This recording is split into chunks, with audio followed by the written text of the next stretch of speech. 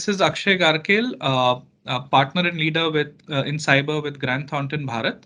And I would like to thank CXO News essentially to give us this opportunity in running this panel on OT and IT convergence. Of course, security with the zero trust framework. As we've seen today, the world has going through a digital transformation in most of the spaces, most of the businesses, which include both the business, government, and also the entities of critical infrastructure and critical importance to infrastructure. We've also seen some of the success stories in terms of convenience, speed, accuracy, transparency of operations, and of course the transactions. We've seen an era where mechanics essentially in the form of, for example, steam power machines, to throughout the industrial revolution days in the 18th century to today's industry 4.0 and of course the web 3.0. We've also seen some of the solutions through advanced topics like IoT, connected devices, smart manufacturing, and so on and so forth, which are actually fueling the industrial growth today, right? So from that perspective, organizations who are using operational technology extensively have seen a value in terms of kind of converging both information technology and operational technology together to kind of fuel the mass digitalization wave that we so called in the global landscape today. We've seen that IT systems typically support the data-centric computing way, whereas the OT systems help in monitoring and controlling the device performances and so forth, right? We've also kind of seen that, for example, if you take some of the industrial examples, for example, oil and gas companies basically enable a fair bit of operational technology for monitoring the data remotely, optimizing the damage assessments, or even looking at the inventory monitoring and things like that. We've seen in the medical industry, we've seen sharing of patients' information in real time through biomedical devices, converting into information technology and so on and so forth, right? So fair bit of advantages of basically looking at the convergence. But while we talk about the advantages, of course, it comes with its own fair share of risk. And those risks, essentially, what we're here to discuss are the cybersecurity risk. From a cybersecurity perspective, we've seen organizations who've been taking very active efforts in terms of ensuring business continuity. Cyber attacks today have actually grown more we've seen the threat landscape with more complexities today. The threat actors are also getting more and more sophisticated. We've seen fair bit of infiltration and sabotage in operations, whether it is IT or OT, right? For some examples, we saw the Colonial Pipeline ransomware issue. We saw the Mumbai power grid issue. Stuxnet is obviously a very famous one, right? So with all of that, and of course, the other scare is the data breach from a personal identifiable information perspective as well.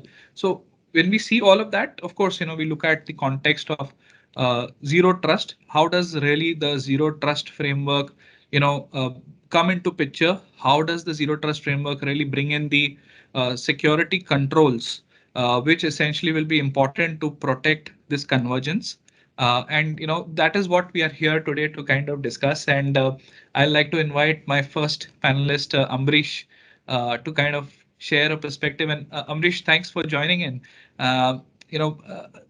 When you look at some kind of, my question to you, Ambarish, is that when you look at some kind of modern manufacturing, especially which entails a fair bit of automated assembly lines, which is kind of feeding into the design of the software or the inventory management, and also supporting some of the advanced controls like RPA, etc. What is your opinion in terms of organizations really trying to stitch all of these together, bringing them under a common security policy or a framework, and then entailing both the components from IT and OT as well, and then kind of culminating it within the common framework? So we'll be happy to hear your views on that. Thanks, Akshay, and welcome everyone. So I'll just start with OT technology has been existing for many years because the manufacturer has been leveraging this. And OT is all about collection of hardware and software managing the industrial systems, right? Now, the problem in the OT world has been because uh, the way the IT system has grown in the uh, perspective of versions, update, etc. That doesn't happen in OT world. Okay, the major problem in the OT system is they are running on the very legacy operating systems. First thing. Second thing, all the policies which you design for the IT world doesn't apply there. There is problem of visibility. Okay. Third thing is that you cannot upgrade them very quickly because there are a lot of dependency on OEMs. OEMs cannot get the pace with the outside world. So you have to depend on those OEMs and the OEMs will take their own sweet time. So that is the problem area. Now, as you rightly said, today, most of the organizations want to leverage the power of digital transformation. Okay, why? Because there is a huge business opportunity. Okay, they want to leverage the digital technologies like cloud. You talked about RPA, you talked about IoT, you talked about smart manufacturing, etc., and data analytics. Because they have bunch of data, but organizations don't know how to use that data. Okay, they have seen these technologies are helping the newest organizations. You talk about today the new e-commerce businesses, cloud kitchens, delivery, you see the supply chain, how they are using the new technologies. They have seen that they use the new technology and where they are today. The business growth, just see the business growth. Okay. But digital transformation means to every organization a different meaning. Okay. Some of the organizations feel that they are going to digitize their hard copy. They feel that they are into a digital transformation journey. Okay. No. Majority of the organizations probably they get confused and some of the organizations are so today every organization at different stage of their digital transformation journey. Okay, because if you talk about old companies, okay, they have everything on-prem. There is a reluctance to go to cloud. They don't know what will happen, etc. Right, and now suddenly they see there is an opportunity because last 2 years they have seen power of digital technologies. Okay, they have seen how this has transformed entire world. Okay, that's why they started running onto this journey. Now, once you get onto this digital transformation journey, you will face obvious challenges. One is operational challenges. Second thing, the skills. Third is the cyber security challenges. Okay. Now, suppose you want to take example of somebody want to migrate from on-prem to the cloud. Okay. Challenges will be exponential. We got to here to ensure that assessment becomes very thorough. Okay. The one is the operational assessment, like talk about platform, talk about network, talk about ecosystem, talk about database, where how they will work, etc. That operational in nature, right? But as a security professional, we need to understand how the security ecosystem is going to work, how this is working on-prem without compromising security. By looking at all angles from the regulatory and other aspects, if you are probably if there is something applicable to you. Okay. So once you are transforming, you need to ensure that cybersecurity is integral part of that journey. Okay. Now take an example of suppose some company is building a IoT product. Okay. You need to ensure that you do the thorough security assessment from chip to cloud. Okay. You have the firmware. You need to do a security assessment of that firmware. Who is developing it? How this is being developed? Is there any open ports, etc. Then you talk about mobile app, connectivity, infrastructure and website. You need to ensure that chip to cloud security assessment is done. Focus on defense in depth. Okay, so focus on security by design. Ensure that whatever the processes you are building, people, process and technology, they are complementing each other rather than they are working in silos. Whatever the good technology you implement, it will fail. Okay, and we all believe in zero trust, right? Someday every organization will achieve that. So we need to be sure that whatever little step we are taking today, okay, how this is going to converge towards my zero trust journey, how this will add to that journey. Okay, because they know single technology you implement and you will achieve the zero trust. It is multi-year project, right? So we need to think about it and make sure that your OT and IT network there is a air gap, because certain things you cannot remediate those risks in OT world because you know for the obvious reasons. So you need to build certain secondary controls, look at review, because the visibility is the biggest problem in the OT world. We put a lot of focus on IT, but we forget about OT if you are handling the manufacturing world. So these are my initial thoughts. I'll look forward to hear from the other panelists. No, I think brilliant thoughts, and you spoke about operations assessment, you spoke about chip to cloud, mobile apps. How do you basically look at the interfaces of the hardware with the mobile apps? Of course, focus on defense and depth security by design and on the zero trust. So, with that, thank you so much for that, Amrish. With that, I think we also discussed about smart manufacturing. We discussed about biomedical as an example. But I think one of the examples which most of our audience would love to hear would be on connected cars, right? And I think that's the most hot topic today. You talk about green energy, we are talking about EV. So that's another dimension of looking at the cars. But I think from a more from a technology and OTIT convergence perspective, I think connected cars is a great example. And my question here is to Inderjeet ji. When you look at the connected cars, right? Of course, it brings in a lot of advantages today. Where we are able to access information on the fly during our mobility, but at the same time, and then of course, making the cars a little smarter. But at the same time, there is obviously a kind of a risk associated with having the connected cars.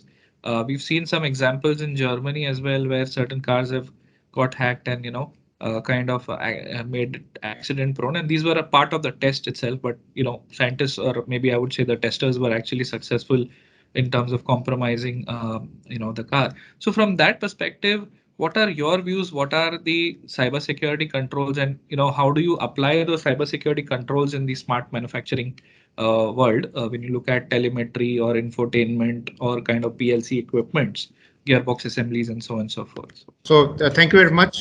Thanks for having me here on the panel, and really wonderful discussion on the zero trust and IT OT. And the zero trust itself is like trust no one, and that's what the zero trust starts with.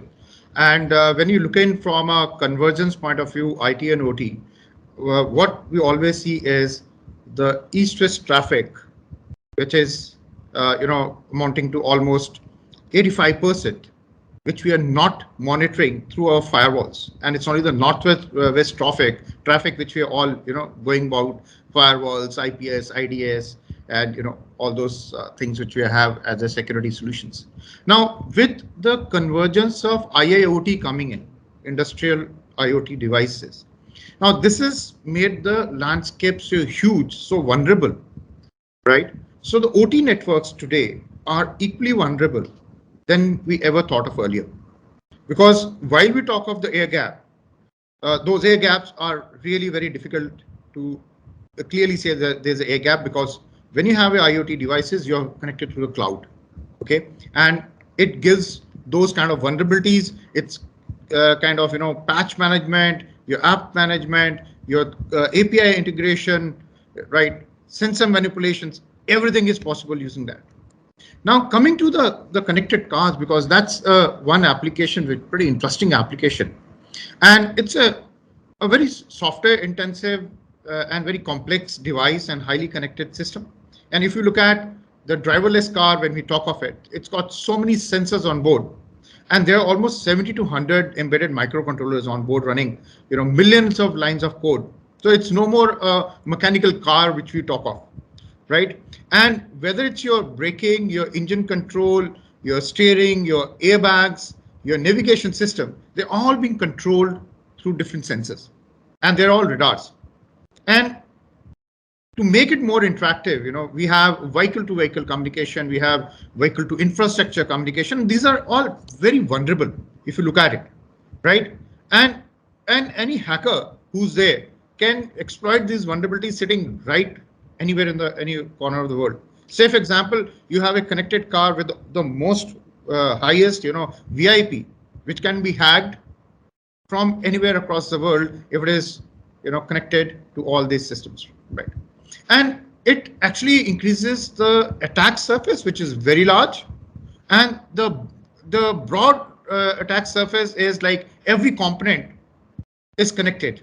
So if you're able to get into any one of the component, right, you're into the system. Say, for example, if you compromise the infotainment system, it can, effectively give the attack vector where you're able to control the in-vehicle network altogether, right? And once the hackers, they gain an in-vehicle access of the car, they can control everything. Then you're just a mere dummy who's sitting like on the steering, and it can change the controls, it can change the acceleration, it can apply brakes, locking, unlocking the door. And in fact, I have like the example which I was telling the VIP, if he is there and if this is a connected car, they can lock the door and you cannot get out of it. And this is one of the cases which happened where, a VIP was locked because the car was being tracked through satellite, right? And the security attacks are not just limited to the disclosure of information here, right? They effectively affect the safety of the passengers who are there. And there's so many n number of examples what we are seeing today, where the Jeep was been taken over, the internet, like, right? Then there was like the vehicle which I told you, the VIP itself was locked inside the car, right? Then Tesla infotainment system was contained a 4-year-old vulnerability it was having. It was kind of a bigger challenge with the address. So what do we really need to do? You need to have the complete, understanding of the attack surface, and you should also take care of the active and the passive attacks which can happen. Now there are different kind of active and passive attacks because now all the technologies which we talk of, because you see, we have the radar technology, we are putting the sensor technology, we are putting IIoT which are there, we are having the 5G which is there, and we are also putting a cognitive intelligence onto it, right?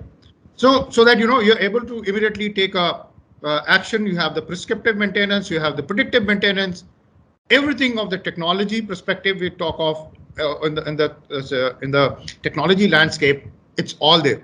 So they give a huge active and passive attacks, and that we need to take care of while we are getting to the security part of the connected cars, where you can ensure a connected secure access, secure storage, secure keys, secure diagnostics. Your key management becomes pretty important because it's a software key now.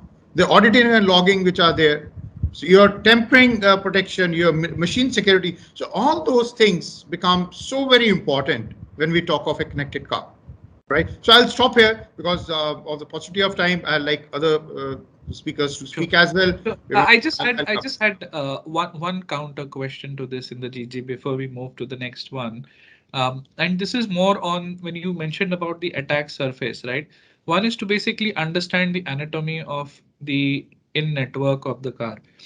Is there anything that you would like to propose or suggest at the time when the car goes on the shop floors to basically look at the security by design aspects? Yes. So there are lots of auditing and the privacy controls which are to be there, right? So that there is no vulnerability which is being injected whenever it goes for the maintenance, right? A small vulnerability into the car when it goes for maintenance, it may not be evident at that particular point in time, but can play havoc when it's on the highway running at 120 miles per hour, right? So Right. so in effect, the maintenance of the car becomes very important because that's a point where anybody can get into that vehicle. So it's just like getting into a data center. Just imagine that, right? So if you give access to the data center, so your complete thing is gone. So it's a moving data center now, right? And everything which is there has to be secured, starting from your key management. Okay. So the maintenance of the car becomes equally very important. Sure.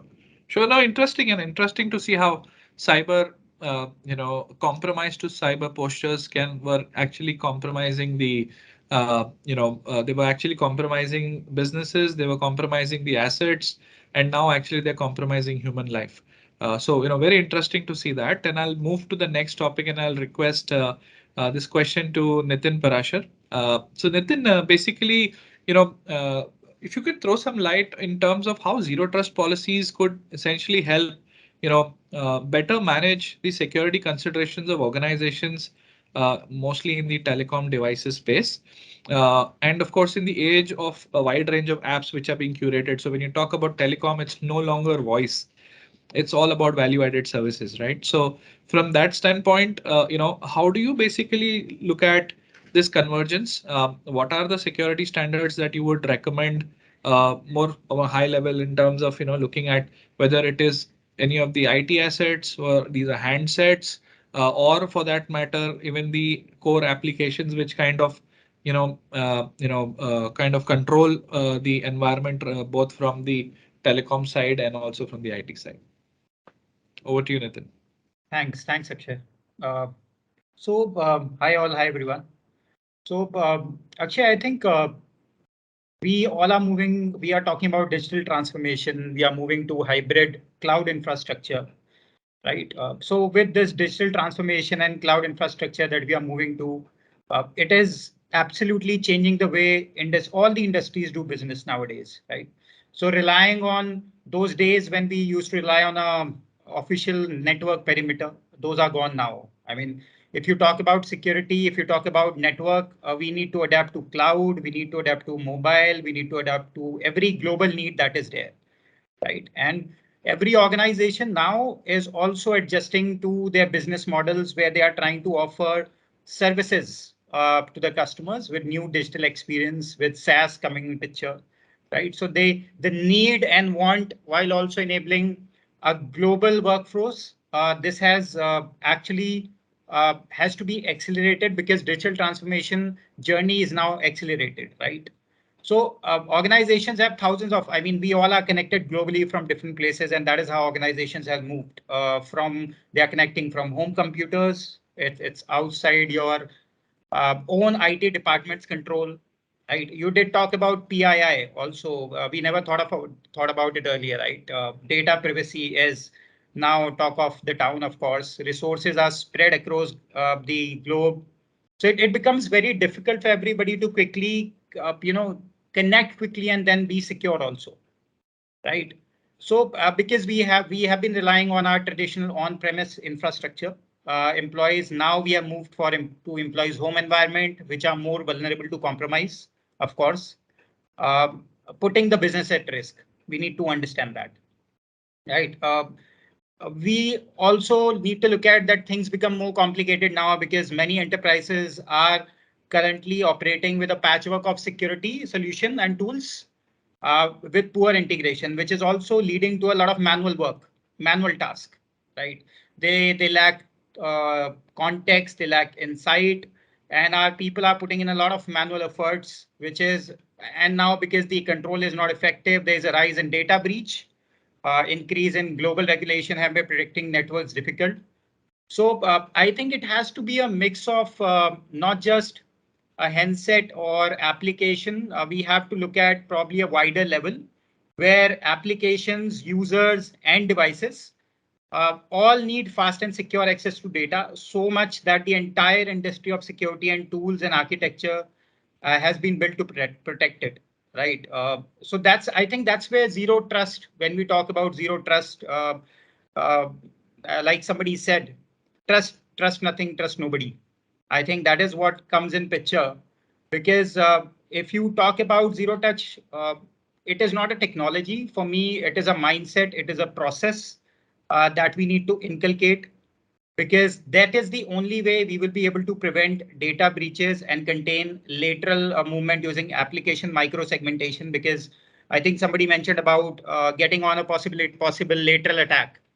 So I think when we talked about connected cars, somebody getting into one segment and then easily able to, elevate the privilege and getting onto something which is lateral. So we need to be capable to easily expand security protection across multiple computing. We need to look at, containerized environments independent of underlying infrastructure.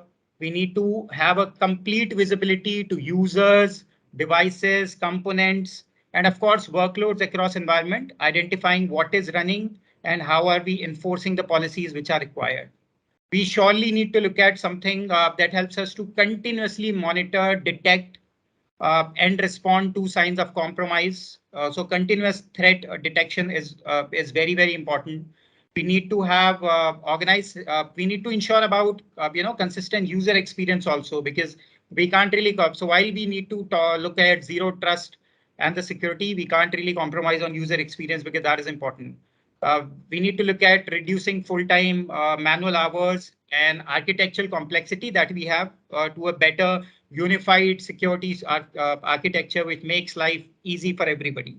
Right. So these are some benefits I think that zero trust brings in. It definitely brings in enhanced security by using tools, platforms that can include IAM, that can include your multi-factor authentication, XDRs, which can be used for extensive detection and response.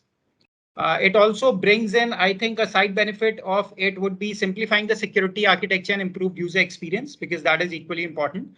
And adapting to the remote work and cloud adoption, because everybody during this pandemic, I think, has learned and will continue. This model, of course, might go on to hybrid. We plan to work from offices also, but we need to understand what it has brought in at the table. So I'm sure this can bring a lot of benefits to not just the telecom, but all the industries that are being there. Right. I think, fantastic points made, and thank you so much for that, Nitin.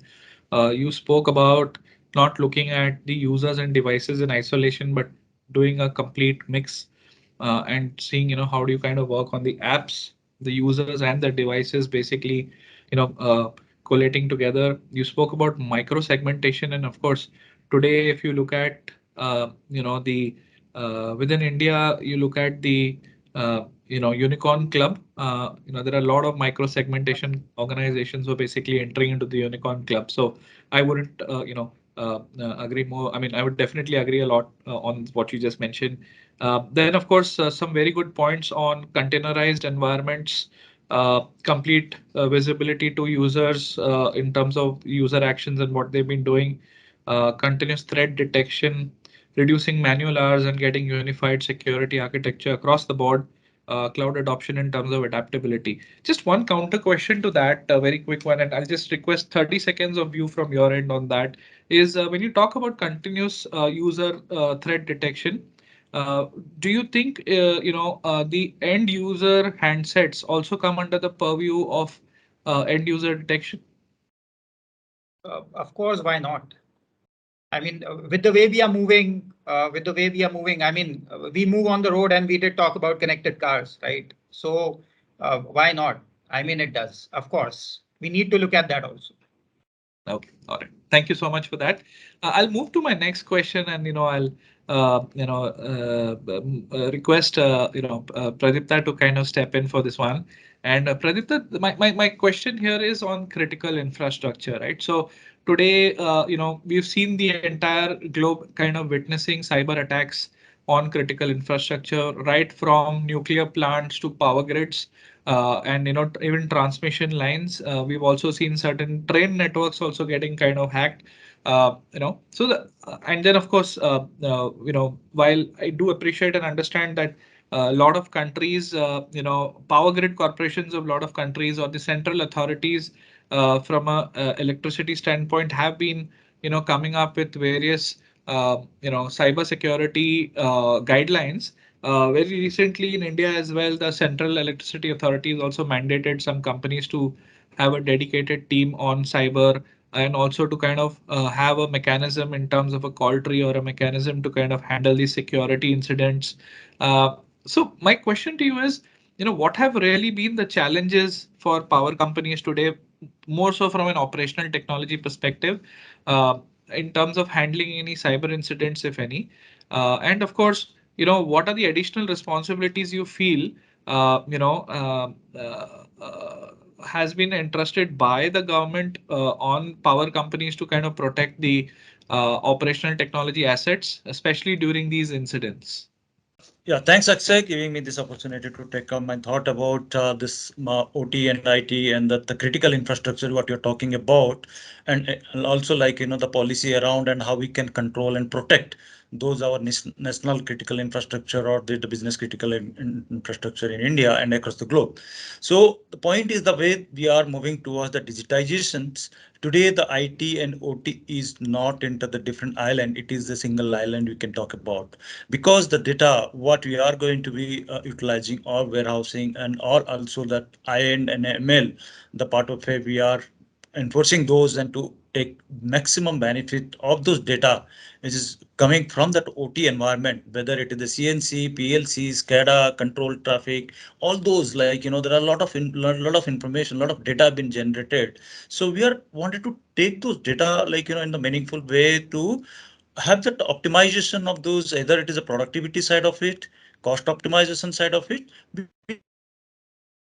need to implement very long time. It has been talked about. It is more of the different island. Today the world is moving towards the digitization, digital transformations, where this critical infrastructure become a part of our connected or networked, or might be more of integrated with the IT today. So the point is today, if you look into that, business as well as the government agencies are always faced spike of the global cyber attacks during 2021 or might be in the 2022. It's happening every year. It is the graph is going high. Even though for 2020 to 2021, if you see it is 11%. Especially I'm talking about the critical infrastructure. The cyber attacks has been gone high in the 11% side of it. Having said that, if you're looking about the incident, of course, the incident is gone much beyond today. Some of the thing is reported, some certain things are not been reported. That is one of the challenges. But however, if you look into that commercial side of it, more than 5 billion dollar we have seen in the 2021 to be getting into on those critical infrastructure losses. And most of the cases, if you see the critical infrastructure, the weakest link you can say, whether it is a malware, ransomware, or might be the USB access, might be the VPN, or might be the password, which is the weakest password, or might be the firewall policy which has been not configured appropriately. So these are the key where key points where we have seen most of the critical infrastructure been compromised. If I talk about certain major outages or major incident which has happened, I'll start from the recent, which we have already highlighted here, the Cornell oil pipeline in the USA, where the ransomware been attacked, and in that place around 11,000 gas stations been completely out of out of operation. So why it is because of moral of, if you can say about there are group where they not only take out or the stealing the data, it is also they are wanted to impact those critical infrastructure. That is one of the recent example on the 2021, and the similar, if you can see the Israel water system, that is in 2020, it has been impacted completely on their ICS systems. So if you talk about before that, there is a Taiwan State Electricity Board where the CPC corporations is attacked through the RDP. It is a simple RDP has been exposed and it has been getting attacked. Similarly, we can see that solar wind. So this is what is happening across. So the point is coming to that, how it has happened. Of course, there is a we have the reconciliation, there is a weaponization, then delivery, then executions, then installation, then CNC, then your action comes to the picture.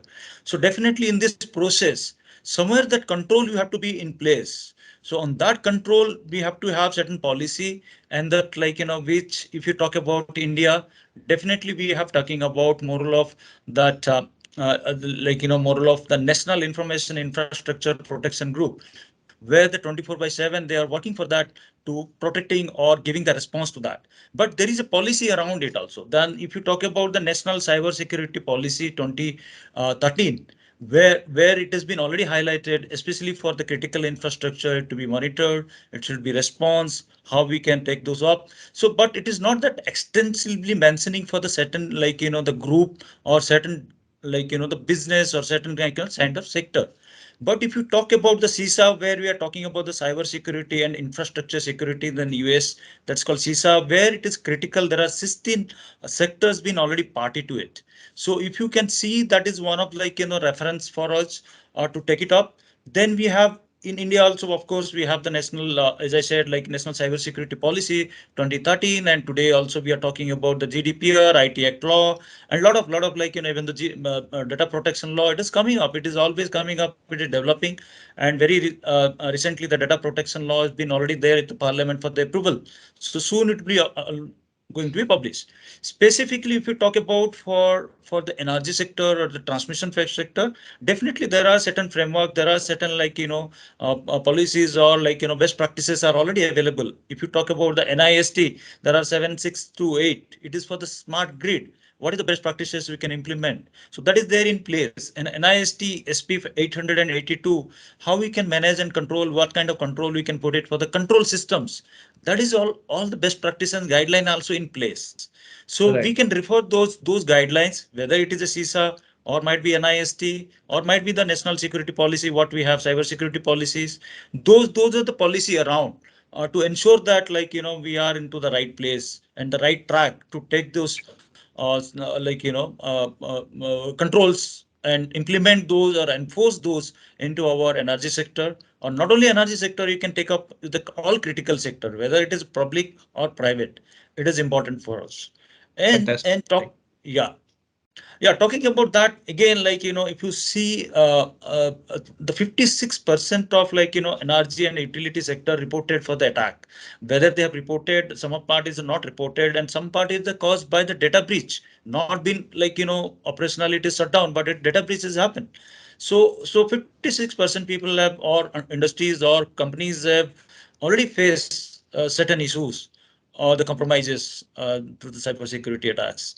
So Sure. that is what is moral of I can tell you about, and moral of, if you see that cybersecurity attacks, whether it is critical infrastructure and other, around like $6 trillion have been already been gone through the cyber crime and cyber attacks. Those are the Sure. losses it is there. So as a organization, as a state, we need to have that right policy in place, and that policy should be implemented in ground level. It's not like to have the policies and just check the mark, or the compliances are be to be met only for the auditing purpose. Not that case we can talk about it. Practically it should be implemented at the ground. However, there might be certain challenges, but if you have proper governance in structure and the controls are building up in the phased manner, I think this is not impossible, because we Sure. are protecting to protecting the nations. Absolutely. Thank you so Thank much, you. Pradipta. I think, great views and fantastic, perspective on various industry standards, which are already pre-written. You spoke about NIST, then you spoke about IT Act, you spoke about some of the controls, cybersecurity controls defined by the Power Grid, Central Electricity Authority. And then, of course, you gave very good examples on the impact and also what could be the specific root causes. For example, RDP, a simple RDP basically was, used as a channel to kind of compromise. So thank you so much. I think Amrish, you have a view. We are running short on time. So Amrish, if you can just share about, maybe a 60-70 seconds view, and Sure. then we put the Yeah. next question.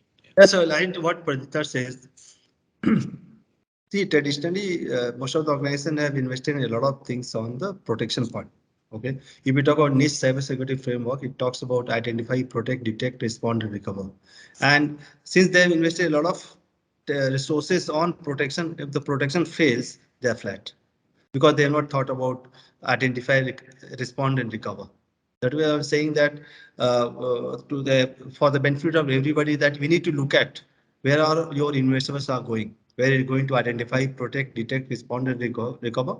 Make sure that you have right representation and right technology at the right place, so that even if you see, even if you apply best of the technology, you may have a bad day. But how quickly you are standing up, like your incident response, your those things, how well rehearsed, how strong they are, that will prove your metal. That will prove that you invested in the right technology at across the board. Sure. Thank you Thank so you. much for that. Really appreciate. And I'll move to my next question, and that's the last question for the discussion of this session. And this question is essentially to Deepak. So Deepak, coming from the background in Microsoft, just wanted to kind of get a view from your end. in terms of more on the incident management and also, the monitoring side of the aspects here on the convergence piece. We've seen that a lot of attacks have, multifold impact to various environments depending on their line of business. And, we've also seen that, what is really important is resilience. And of course, a very strong response mechanism, and just taking a cue from where Ambarish left off. So, a lot of organizations today are moving towards the cloud or have already moved towards the cloud. Some of the organizations who are under the purview of heavy regulations are also contemplating to move to the cloud in terms of their core business processes. Support processes are already on the cloud, right? So just wanted to get a view in terms of, when you talk about adoption of cloud from a storing and accessing perspective, especially when you look at organizations which are of critical, importance to the country, what are the necessary security checks? If you could just, throw some light on that, and then of course we have some more questions around these, so we'll kind of pick that up once we hear your initial views. Thank you, Akshay. I might be lazy because I was the last one to compile a lot of things, so it's an opportunity for me. Forgive for that, but I'm also opportunistic because I was having a leverage to listen to most of it. Akshay, you can also contribute to seeing the industry perspective. I only have few viewpoints. Few are the facts which is very commonly came up. I wanted to highlight that before I get into the question. Number one is, I think the IT and OT convergence came because IT and OT journey was very different. IT is very advanced, OT is yet to come. IT is still, acknowledged by all the tech savvy things, whereas OT we are reserved by the legacy we live.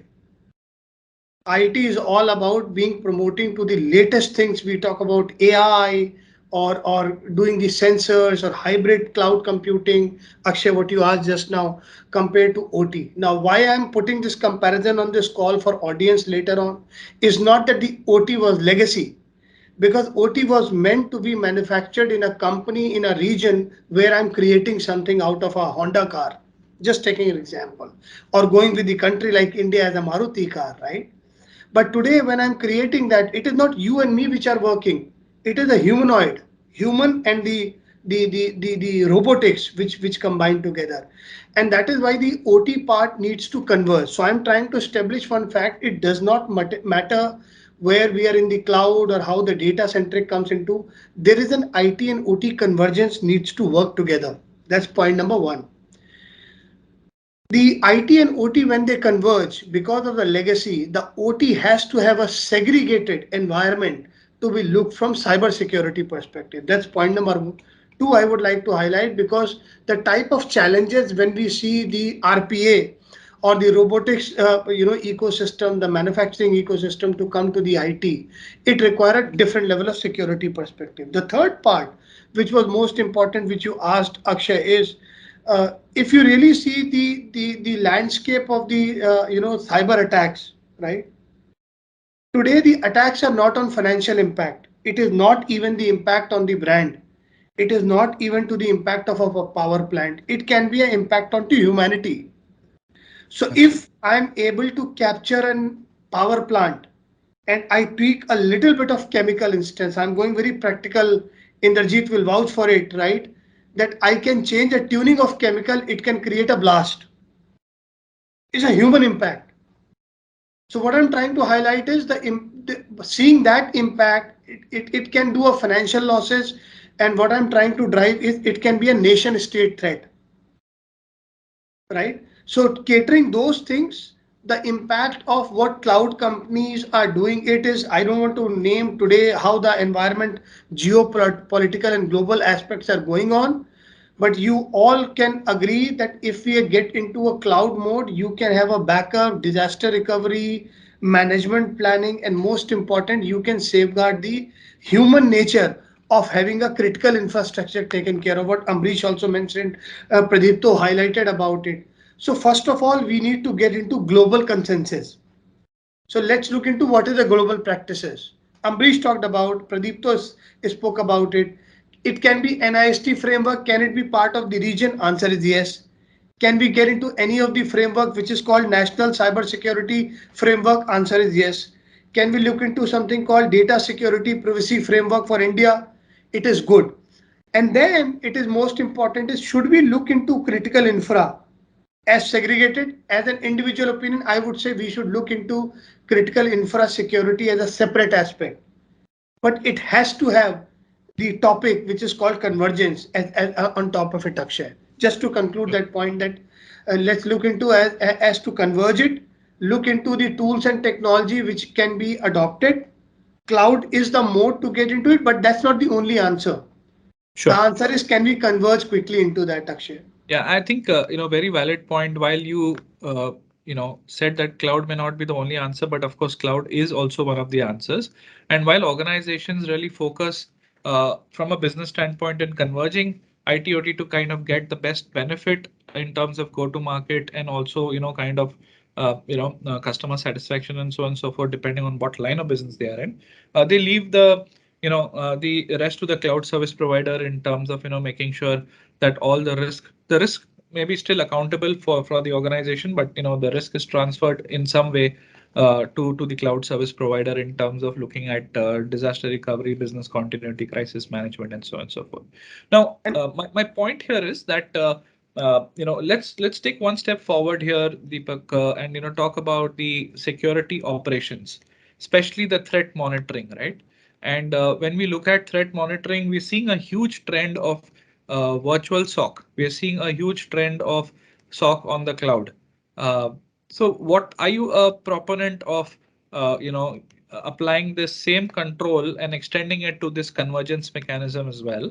If so, then if you could help us with some examples of what could be some good or leading practices in this area, which will kind of help our audience to also understand some of the best practices that they could apply. This is great point. I mean, that's what I said, that when we speak about cloud and representing a cloud company, rather I would on this call say we are a security company, taking that privilege to say that as a platform organization. For a minute, I would like to park cloud and I would like to talk about SOC, a security operations center. Akshay, you rightly mentioned, it is all about use cases. So if I'm securing, Pradipto can highlight that, Ambarish, Inderjeet, Nitin, you can highlight that. If I'm talking about industry, then the security operations and their events is all about industry specific case scenarios. That is the first thing I'll put as a benchmark, not what cloud wants to do or on-premises wants to do. Second, you cannot control any attack, whether it is ransomware, whether it is a malware or even a smallest attack, if you do not have a holistic log analysis. Today, when we do SOC analysis, it is a noise of threat intelligence which we collect whether that attack happens. Have you seen the attacks which has happened, like Neckers virus, Colonial Pipeline, PTI, amplifications? If you go back and check the history where it all started, it was all basics of what is today's topic called zero trust. So Akshay, I would like to highlight that the operations of SOC needs to have a regulatory compliance aspect as well through a zero trust approach. Everybody talked about it. I would also like to put my 2 cents. Zero trust is not a technology. It's not a process. It's a mindset. And more importantly, technically, it's a framework. If I have to define, I will define zero trust is never trust, always verify. Inside, outside, I will test Akshay, Akshay will test Deepak, Deepak will test Nitin, Nitin will test Ambarish, inside, outside. That's what I wanted to highlight.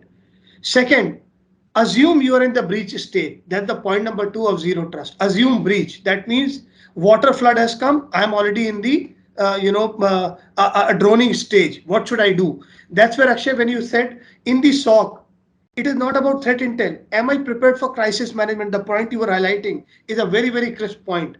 If I do not have a crisis management plan, because I'm bound to be breached, sorry to say, but I'm bound to be breached, even as Microsoft. Do I have a crisis management plan to respond to Ambarish or Pradeep that within 30 seconds, I'm going to take care of it? Do I have that plan? And this applies to critical infrastructure a lot.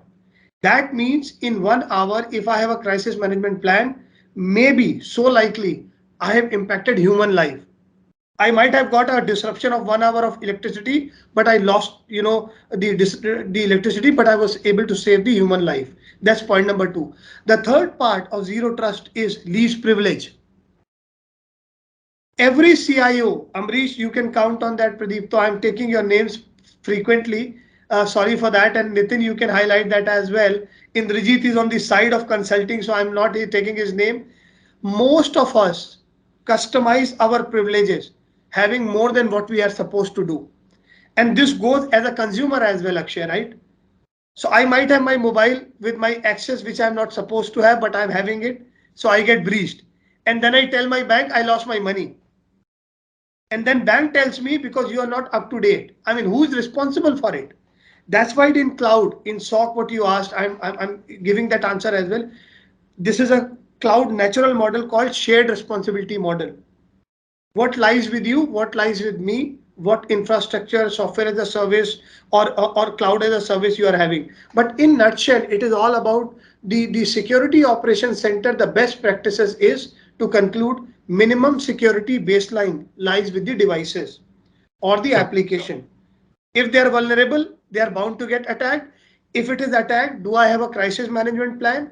If the crisis management plan is there, am I informing CERT? Akshay, what you asked earlier, right? Am I informing? I think Pradeep, you mentioned that, right? Am I informing, critical infra or national secretariat that this is the attack has happened? Basically, the call tree and Call tree, exactly. The call tree. typically How do two I are the inform them? major components of the call tree, right from regulatory authorities to the country authority, and then of course the board and the chain of command within the organization. Absolutely. Sorry for taking that time, but I thought it was important, Akshay. No, absolutely important point you made. Very important. Pradipta ji, you have a point, and Ambarish also has a point. So Yeah. maybe 15-20 seconds each would be helpful. So yeah, of course, what Mr. DEEPAK has highlighted, another panelist is already highlighted that today we need a effective and a smart monitoring. It is not even just correlate and logs are shipping and all those part. It should be a SOAR as a framework where we can think about, and we should have the faster mechanism, the least privilege, what most people are talking about, but practically it's not happening. So that is where we can talk about. And the point, most of the cases it is instead of the technology challenges, most of the people challenges as well and processes challenges. So that should be taken care of it. And the SOAR is the way forward, and that intelligent way we have to respond it. And every organization, as a nation or as a company or organization, we should have the incident response plan in place so that we know where and how and what we are going to do and when we are going to do. So that should be in place and defined with the role and responsibility. Thank you so much. Thanks. I think Thank you great. so much. Great. 10 seconds. Yeah. So see, even if Deepak said and Pradipta said, we must have a crisis management plan and incident response plan, but more important is how often we are practicing it, how often do cyber drill. We have seen majority of the time people don't know what they are supposed to do in that crisis scenario. People are running around.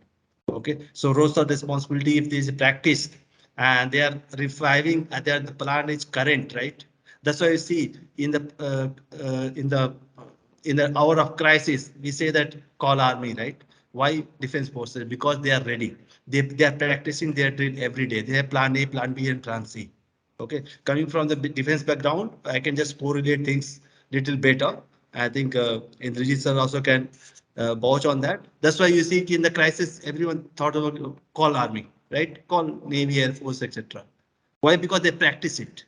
Because that is more important. Thank you so much. And in fact, I agree today, most of the organizations who are either a part of the national critical infrastructure importance or even some of the large organizations which are public listed have been practicing most of the wargaming exercises or simulation exercises. So totally agree with your perspective. Absolutely. And one thing I would like to add here, while we are talking about the OT and everybody resonated the point of CERT India and CERT, the threat intelligence would be very important. Threat attribution would be very important, right? And knowing the system or the vulnerabilities in the network is pretty important. Just to give one point, Recorded Future last year told that there are APTs in 9 of the power grids in India. That was a kind of a really neck-shaking information what they had given. And this is the time when zero trust, of course, is one point, but threat intelligence and the CERT, very specific, like maybe a power cert, what we should have the fin certs, which are again most vulnerable sectors. The other certs, the thermal certs, the Cert India, smart cities, because those are also forming part of the critical infrastructure now. So the certs for the smart cities. So those kind of things are the future. The threat intelligence, threat attribution is the most important part which we need to take forward, I think.